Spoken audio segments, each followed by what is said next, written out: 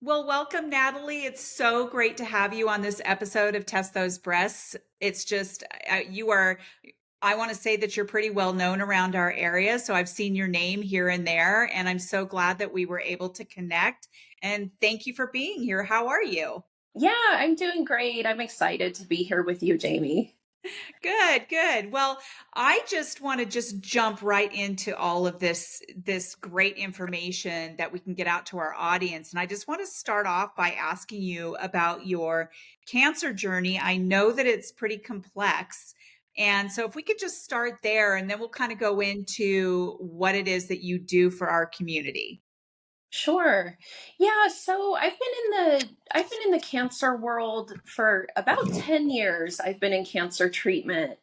And 10 years ago, if you had told me that I would 10 years later still be in cancer treatment, I think I would have I wouldn't have been able to hang in there. But 10 years ago, as a 34-year-old single mother, my son was in fourth grade.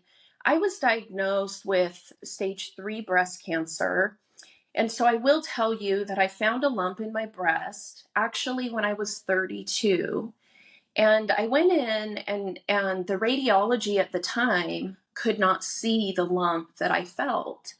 And so they told me, "Well, you're pretty young. It's probably just a cyst. Maybe it's coming and going, according to your cycle. And if it changes, come back and let us know." And so I go on. Well, of course, the whole time I can feel the lump. And so I'm not feeling like anything is changing. But fast forward 2 years, I had a 1.5 inch tumor in my breast. It was so deep against my chest wall, and that's why they couldn't see it with that imaging. So here I am, 34 years old. Man, had that imaging been good enough to catch it 2 years earlier, it would have been stage 1, stage 0, and probably would have been fine. But it was a big tumor. By that point, it had spread into every single one of my lymph Oh, nodes. gosh. But thank goodness it had not spread around my body at that point. And so they immediately got me in radiation. I did a deep flap reconstruction, had my ovaries removed, went on the estrogen blocker, came back and did implants. So my treatments lasted for 2 years. And the whole time I'm working full time in a stressful job. I was an investment manager. I'm a single mom. So I'm, dropping my child off to school, picking him up, getting dinner, taking him to his activities while trying to manage what I didn't even realize at the time was going to be very intense side effects from all of these treatments that I had received. And when I finished treatment, I truly thought, I'm done with treatment, ring the bell, which technically I didn't take my last chemo, so I never got to ring the bell. But, they release you from treatment. And I just assumed I wasn't hearing of other young women who had had breast cancer. I wasn't connected with other people. And so my thinking about breast cancer was just that everybody was able to move on with their life. And here I was having all of these issues, physical issues, social, relationship issues, because it just changes you. Your body changes and you go through all of these difficult experiences. And I was no longer able to relate to other people my age. And so I was really socially cut off. Even talking to my oncologist saying, "Hey, do you have any therapists who can, work with breast cancer patients?" And no, we don't have anybody. There just was no additional support. So I went through a pretty rough 4 years, found myself going just down and down and down, hit rock bottom, decided to make some changes. I learned about mindfulness, meditation, things like that. That helped me, kind of leveled me up once. I got connected with a really great therapist that leveled me up. All of these tools that I later learned the oncology world knows about. There is research that says this is how we can help survivors get through their survivorship. And I was kind of angry. Why did Mhm. nobody share that with me, even though I was sharing with them how much I was struggling? And so, fast forward 6 years, the cancer did return. It was now in my bone. I am now stage 4 metastatic breast cancer, which we know there is no cure for. I will be in treatment the rest of my life. Part of the reason that I know that is because when I was really struggling after 4 years, I decided I can't take this estrogen blocker anymore. It's really causing me a lot of problems. And the doctor said, well, some women just can't tolerate this medication. And so I'm like, okay, I don't tolerate it. I'm getting off of it. Well, then 2 years later, the cancer started to grow around my body. I needed to stay on that estrogen blocker. Um, so that's so the cancer returns. I'm stage 4. I try to work harder and harder because just like you, I'm going, where's my identity? How am I going to take care of my son who's now 16? How am I going to take care of me? All these things. So I'm working, working, working. And finally I realize I can't I can't live with stage 4 cancer and continue to work in a very stressful environment. I need to choose me. Yes. And that is a difficult thing in our society. That is not a well accepted No, it way is to not. in our society. So that's a little bit just kind of about the treatments I've been through and my experience. I did end up losing my career. I walked away from a career that I had built for many, many years. It brought me a lot of fulfillment, and that was very difficult to walk away from something like that. You think you're building a life in our society by moving up and moving on and taking care of financial things and all of this, and then to have one thing come and smack you down, it's just very defeating and discouraging. Well, that one thing is huge, and I don't know if you can see, but I'm pretty emotional about your story right now. Like I didn't know all of this about you Oh, until just now, and I am just I'm kind of crying a little bit right now. That what a crazy experience you've had. And it is interesting because I have recently learned about so many other women who were around the same age that you were, who got cancer, who also had a very rough time because there were those the resources didn't seem to present themselves to these other women either. And I when you said that you were angry that you did not find out more about therapy and other things to do to help with your emotional health, your emotional well-being as well, I can understand that anger. I know that I would have been angry as well. And that is one of the biggest reasons I also started this podcast is to make sure that I bring to the audience these resources and also to be able to advocate for themselves. And it appears that you advocated as much as you possibly could with the knowledge that you had. So I'm so glad that you are here to tell the story. I'm sorry that you have to be in treatment for the rest of your life. That is so daunting, I'm sure. And I'm really glad that you're here to support other people around our community. And so, with that, can you let us all know what it is you do for our community? Because I think it's very fascinating, very noble of you. And I don't know whether people ever tell you that. I feel like that is your calling right now. You have a significance, you have an impact on our community. thanks, Jamie. I will say that I found myself in a very interesting life situation, having walked away from my career because I knew I couldn't take on that stress with this kind of a diagnosis, but also like you, feeling like I need to offer the world something. I can't just sit around and live a life that I need meaning, you know? So when I was diagnosed stage 4, I did decide to switch oncologists at that point because I was rather frustrated that I had, you know, reached out to my oncology team and I felt like I was left high and dry. Um, to be clear, all of my treatment, original treatment, happened down in Dallas, Texas. So when I switched my oncologist and I'm diagnosed stage 4, and of course I'm in her office just crying and crying and crying. How am I going to live? How am I going to get through this? And she said, Natalie, you have to go get connected with a cancer community that they had down in Dallas. And it was that one recommendation totally changed my life.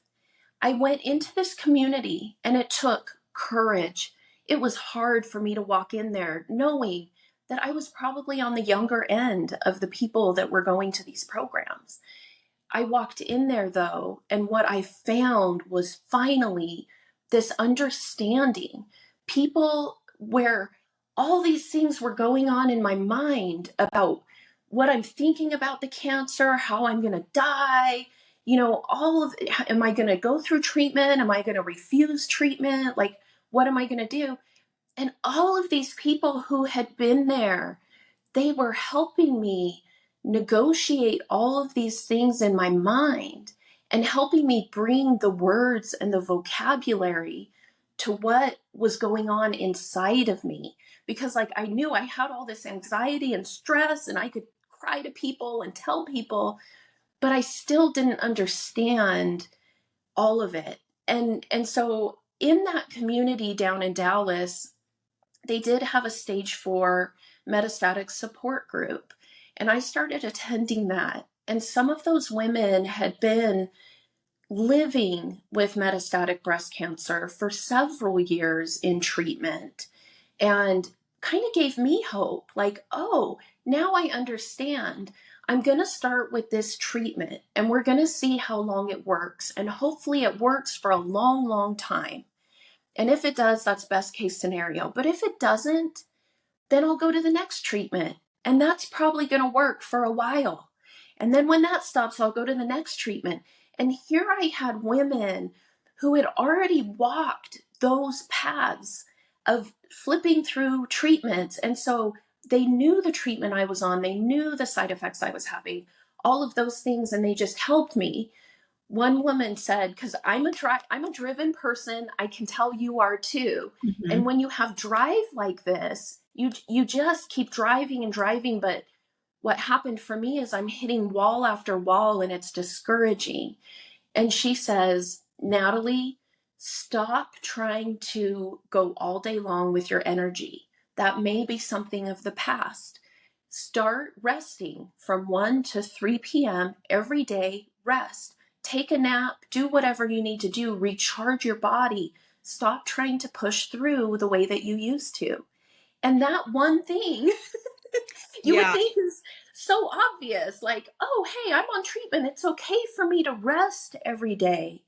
But in my mind, it was not okay for me to rest every day. I had to be working. I had to be valuable to Yes, and that society. is what one of my therapists, one of my therapists in Australia, who I also interviewed that you'll be meeting soon, he told us it's because we're in the business of busyness.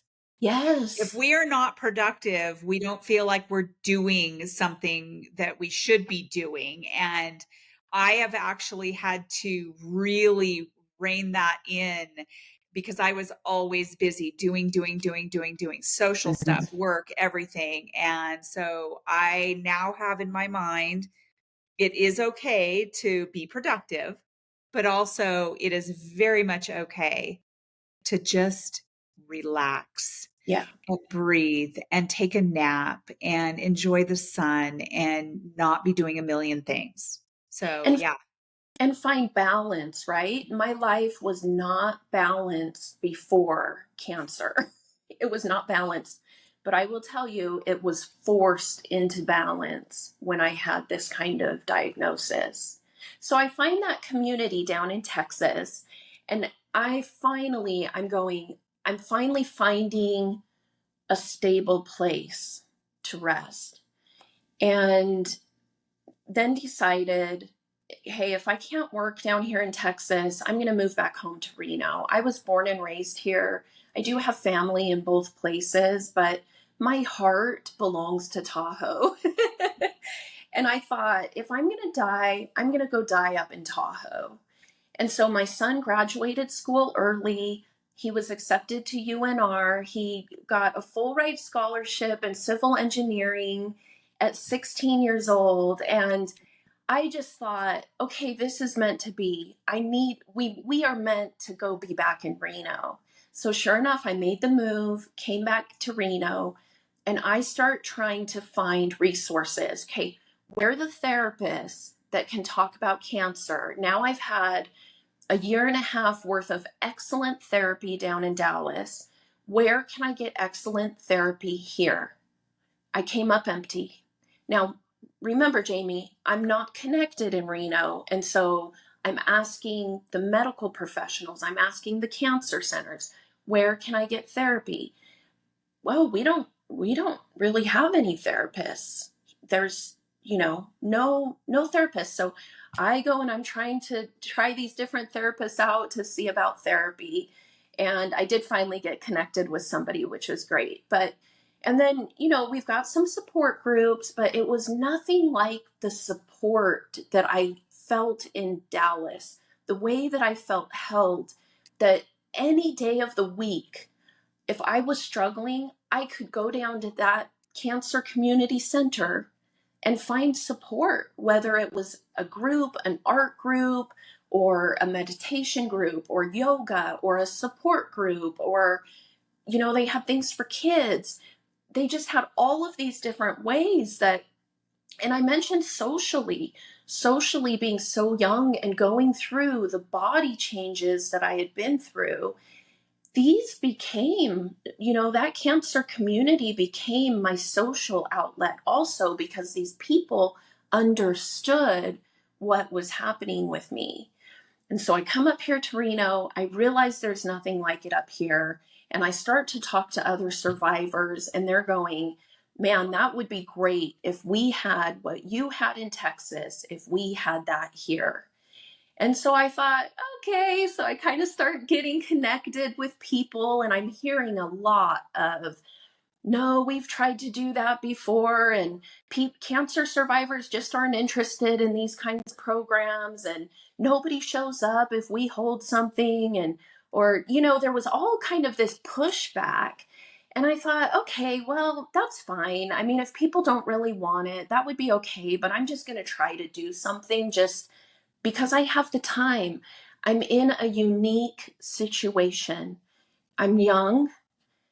I have 10 years of cancer experience, and I experienced an incredibly supportive cancer community that I came from, and I knew how it ran. And so I thought, and here I am, not working. I've lost my income. So how do I hopefully help some people? But at the same time, I needed help and support, and I wanted that community. Mhm. I wanted the strength and support.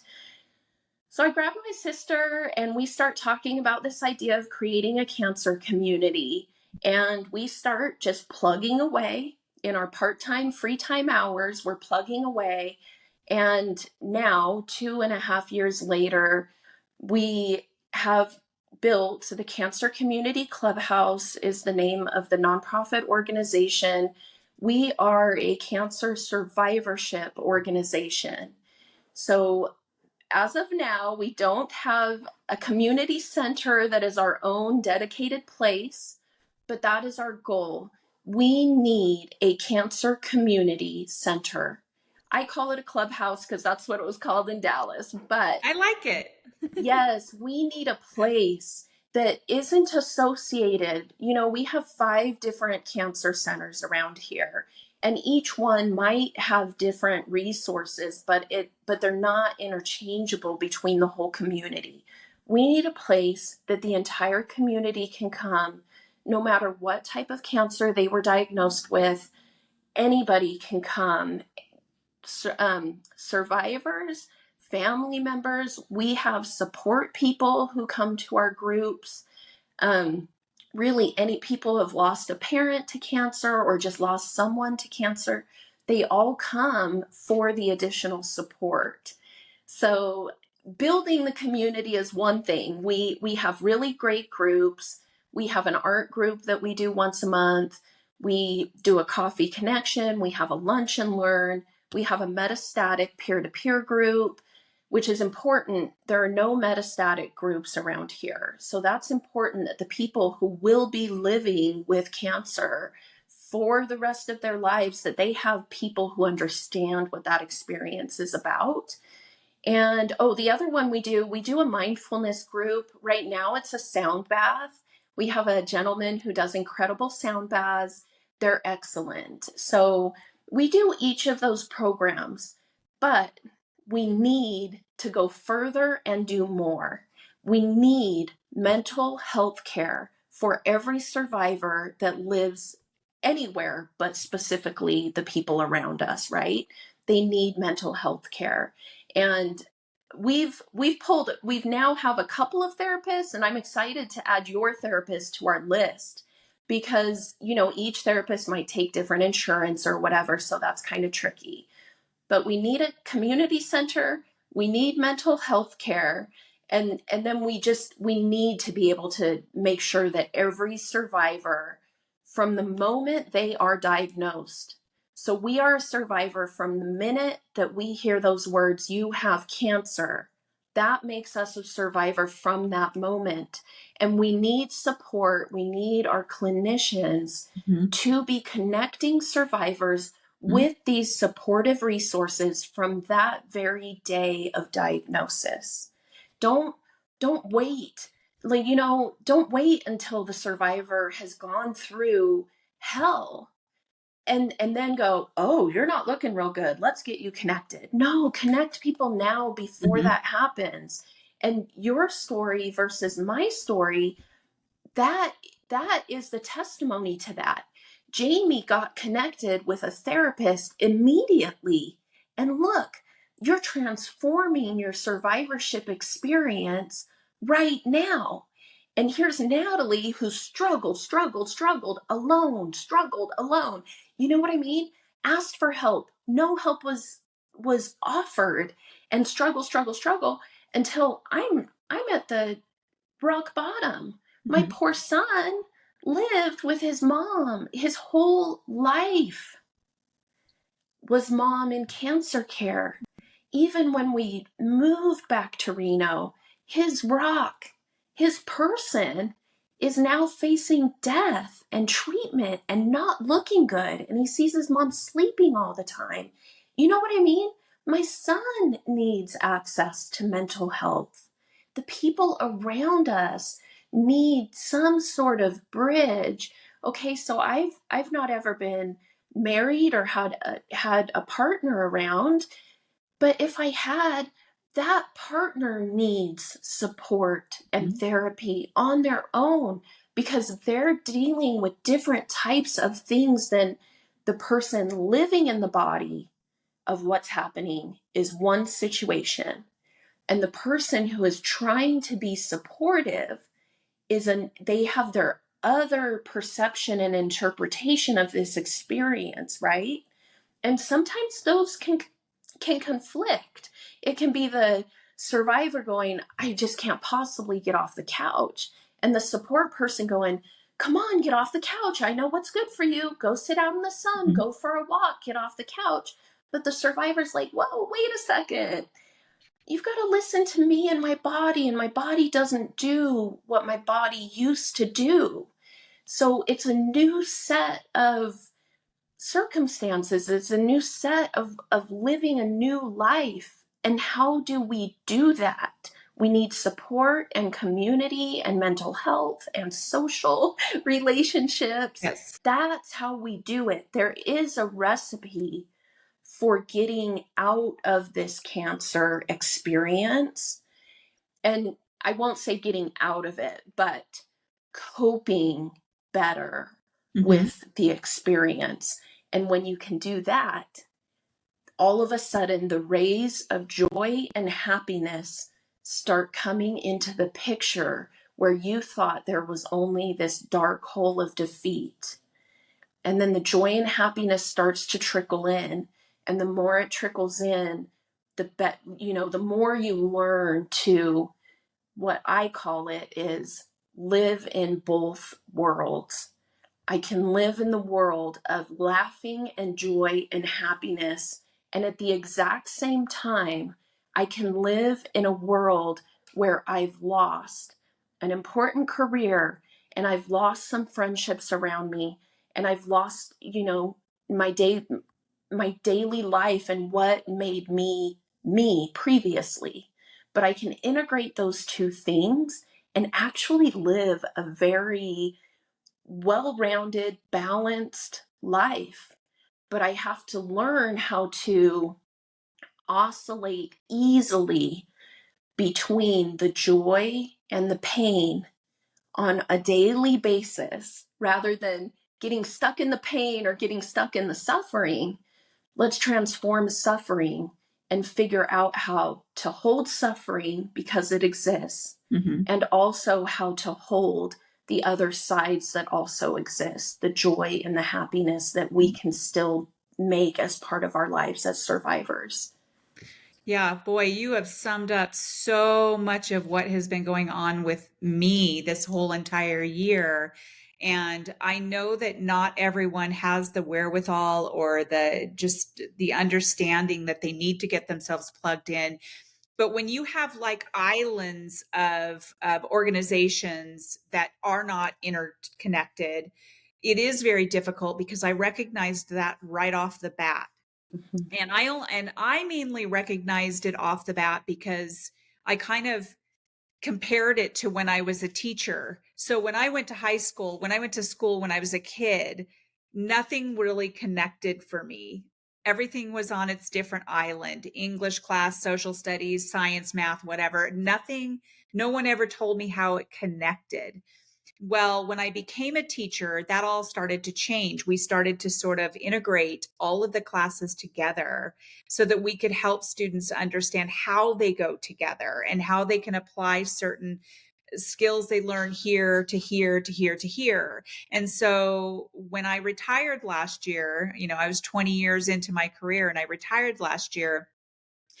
I realized that everything was sort of separated in our community. And I did not get that advice from my oncologist or any of the medical professionals to go to therapy or to seek out mindfulness or whatever. I just reached out myself. I knew that I needed a therapist. I had a therapist for after when my mom died back in 2019. I knew that I needed someone who had experience with cancer patients and things like that. And that is how I was sort of connected to Terry Ann through a friend of mine. And so I was lucky to have found her. And again, I'm still with her to this day. I see her every week or two. And because we are on a continued healing journey. And just because like for me in December, I was told that I was cancer free. It's not over. It's not done. It keeps going. I'm very different I'm Jamie at the core from before cancer, but I'm just a different person. And so I am so glad that I got to talk to you because I feel like you understand that those bridges need to be made. And also, that information needs to be coming from our medical professionals. We should not be needing to ask, hey, what kind of support is out there? Those medical professionals should be plugging us in right away, and they should have that knowledge. So, thank you for working on that. I feel like I need to be part of this. Yes, And I know that yes, I you do. am, and I know that I am only because, well, from this baby podcast stage, I know that one of the reasons I started this podcast is because I knew that I had to tumble through and figure out the resources out there because it is so gosh darn overwhelming. It's so overwhelming that I didn't even really want to deal with it because I was already feeling horrible in my head. I wasn't feeling well. I had a husband who I'm usually throwing resources at because he's sort of the black and white type guy. Oh, we're going to get this done, everything's going to be okay. I'm going to take you to your doctor's appointments and all this stuff. But he wasn't really thinking about the mental health stuff. I was. So, and I knew that he was going to also need that support. So I'm the one that did the research and threw it towards him. And we just need someone like this podcast is really what I envisioned it to be, is to help people understand that there are people out there who want to help, and I want to give them those resources and so that they can get plugged in right away. So yes, I feel like I need to be more part of this too.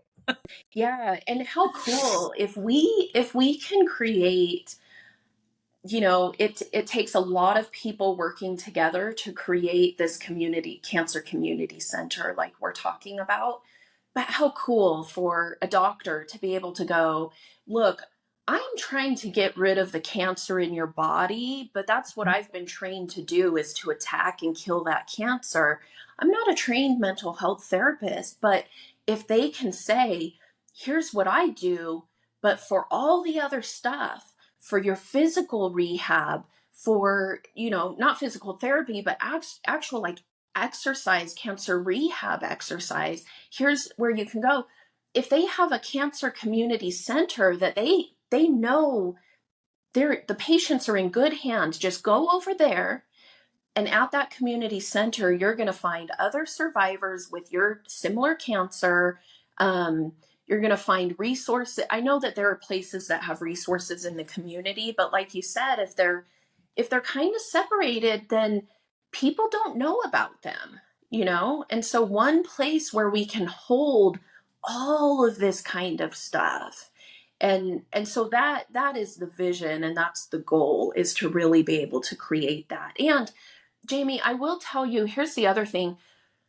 This is not a new idea to have these. These cancer community centers are in most of the major cities across the United States. Survivorship is not a new concept, but it is new in our area. And so that's kind of the idea, is let's take what's working in other areas and just mimic it here. And now our biggest little city will be just like all the big cities that have these resources all in one place for anybody. Yeah, I was just going to ask you, because obviously there are going to be other people listening to this outside of our own community and how they can find it. But it makes sense because I have found out in the last year how a bit behind the curve Reno has been for several things. One being for, breast reconstruction. I ended up getting the deep flap surgery in New Orleans because they don't do that here. And I'm really hoping that Reno gets with the program and brings somebody in who knows how to do that and specializes in those kind of autologous type surgeries. So I'm just really glad that we have a building, a community that's building like that. What I really like about these podcasts is so funny. I always have questions to ask, and you have literally uh, talked about all of these different questions I already have, like what does the cancer survivorship mean to you, and what were some of the side effects you had, mental and physical, and how the community is impacting our how it's supporting our own community. So thank you for doing that. I don't even have to ask you those questions now. And even into my next question is that is the cancer journey ever finished? And the answer is no. And I don't like to scare people like that. Like, I know that if people are cancer free, even if they're cancer free for like 10 and 20 and 30 years and things like that, it's still with them, right? It's still something that happened to them. There are some people who can compartmentalize and put it aside and say, yeah, I had breast cancer back in the 1980s or whatever, but it's still part of your identity. It's part of who you are. And I know that over at Renown Hospital, they have Sally DeLipka over there Mhm. who runs that little store. And I have had the most amazing conversations with her. In fact, she's going to be interviewing with me soon. Good. It turns out she's the mom of a friend of mine who I went to high school with, and I never even knew that. Oh, But wow. her story is really interesting. You know, she got breast cancer back in the 80s, and she's had cancer 3 and 4 times or whatever in her lifetime. And she actually got that store. She was it was dedicated to her because she was terminal, and now she's not terminal, but they let her keep it anyway. But I mean, she's got the plaque up there and everything, and so her story, it's just always with her. And so cancer survivorship, such an interesting concept there. What advice do you have to others on staying connected to the cancer community even after their cancer-free diagnosis? So, I mean, I know that, like I said before, is that I have a little echo there. Hold on a second. You know what? It's my, the air conditioning popped on. I Okay, think that's okay. what it is. I can edit that part out. Okay. So after, I know so many people who do not stay connected after they're cancer free. I've talked to quite a few people. Why is it important to do that? And is it necessary? What is your advice on that? Yeah, the way that I kind of think about that is that each of us, first of all, our cancer journeys are, all of us are very, very different. Even though we might get a similar treatment, we all have very different cancer journeys. And one thing that I learned about myself, being so young, being a single mom, working full time in a pretty stressful career, these things were all, I'm going to blank on the word, not red flags. Oh, shoot, I just had it in my mind. Like a hindsight? No, they are things that can create a much more difficult time going through the cancer experience. So, for example, being single, not having that supportive person by you, that is a, gosh dang it, that's something else I have to get used to, is just forgetting words. I'll think of it Yeah, later, but I forget words. a risk factor. That's what it Okay. is. It's a Risk. risk factor. So I had several risk factors, including the length of my treatment. I was in treatment a lot longer than than the typical breast cancer patient. And so you, depending on what kind of risk factors you have for having a more difficult time in your survivorship. So they know that there are risk factors. And I do see people all the time that go, "Oh yeah, I had cancer, but I just had a breast surgery and nothing's ever happened, and honestly, it feels like I never even had cancer." And I think, "Man, I wish that was me."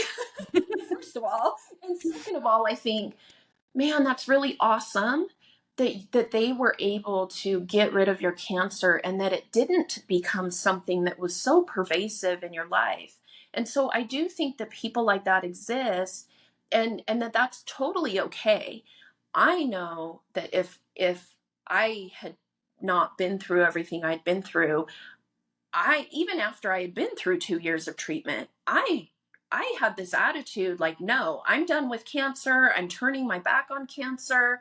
I didn't know that I needed the support in the way that I did. I knew I needed mental health care, but I didn't know that I needed the community of people. And so I guess that's my thinking about, there's this whole spectrum of cancer, of our experiences when we go through cancer, and it can be from everything from like it barely impacted me to, yeah, like I'm having trouble staying on the estrogen blocker, but in general I feel supported. And then down here on this other end, we've got single women, young women, women who are brand new moms, you know, that are going through all these kinds of things. And all of those things are risk factors. And they do need the community around them, whether they come in once a month for Survivor's Day. So we do an annual celebration called Survivor's Day. It's National Cancer Survivors Day, is the first Sunday of every June, and we throw a big celebration. And so I see survivors that don't feel like they need the support on a weekly or monthly basis, but they come to Survivors Day and they see all their friends and they go, you know, that listen to some cool speakers and just kind of get refilled with energy. And that's awesome. And then we also have people who, you know, are caregiving to somebody they've been married to for 40 years who is terminal. And how do they cope with that? And how deeply does that affect spirituality? And, you know, like we've talked about identity. Who are you with the idea that this person is dying? Death and dying. That too. Did you know that there are death doulas? I didn't even know that. There are death doulas that can help people figure out end of life, and even if you're not actively dying, just to get a new perspective on that. And so I do think that each person is an individual in what they can tolerate with that word cancer, and then also what their experience is, how in tune they are with themselves. I say when people show up to our programs, they are showing up for themselves, because I know the transformation that happens with the people who show up. They're showing up for themselves, and it is transforming their survivorship experiences. That is very impactful. So, Natalie, is there a calendar? What kind of resources do you have for us for people to contact you or look at a calendar of events and things like that? Sure. Our website is www.cancercommunityclubhouse.org. And on there, you'll find all of the information about why we started. You'll find my bio, my cancer story, and then also a calendar of events. We are open to anybody who has been affected by cancer who lives anywhere in Northern Nevada. And it's any cancer. It doesn't just have to be breast, it's any cancer. They can come and participate in the programs. All of our programs are offered free of charge, because we know that people who have gone through cancer have taken on, you know, extra medical expenses, not working, all of those things. So it's really important to us that we are able to offer all of this for free to our community. And we are able to do that because we have an incredible community around us that believes in this idea of supporting cancer survivors. And they gift money financially for us to be able to put together these programs. And then, like Excellent. I said, yeah, we'll be doing a capital campaign coming up in the next year or two to really fund the Cancer Community Clubhouse so that it can be an ongoing, permanent thing. Even if in the next, you know, we never know what my situation is going to be. It could change overnight. And what I want is for there to be something that is here that can stay here and be accessible to everybody. And so Right. that's what we're shooting for. And enough people involved to be able to carry that torch. And Mm-hmm. yeah, Yep. what an excellent idea. Well, I am going to make sure that I get this episode out to as many people as I can so that they have an understanding of what is available in our community, and for other people outside of our community to make sure that they're looking at their own communities too, to find out Yeah. more about. Jamie, can I say two other things? Sure. Find us on Facebook and Instagram, Cancer Community Clubhouse. We post up kind of our upcoming events and things like that. So that's a great way to stay informed. And then I wanted to mention the two other organizations really quickly that I had found, because you had mentioned that you might have people from across the US. The Cancer Support Community is the one that I was a part of in Dallas. They have affiliates all across the United States. And then the other one is the National Coalition for Cancer Survivorship. They are working on legislation to help survivors get through these things. And again, survivors from the moment of diagnosis, so it includes patients. But those are incredible resources that are available nationwide, kind of. Well, wonderful. And we'll put those in the show notes as well so that everybody has a visual on that. And yeah, I am just so grateful that we have gotten to spend this time together today. And I will be reaching out to you because we need to go have some coffee or something and Yes. talk about. I want to hear more about this organization. I never even was part of it. I didn't even know it existed actually until a couple of my other breast cancer buddies told me about it. And so thank you for all that you do. Thank you for sharing your story. And thanks for making me cry. Uh, you have a very inspirational story, and obviously you've got the drive to do with what you're doing because of that. And I believe that when we do things like this, it helps with our own mental and emotional health or well-being as well. So Yes. thank you for that. And to my audience, thank you for joining, and I will see you next time on Test Those Breasts.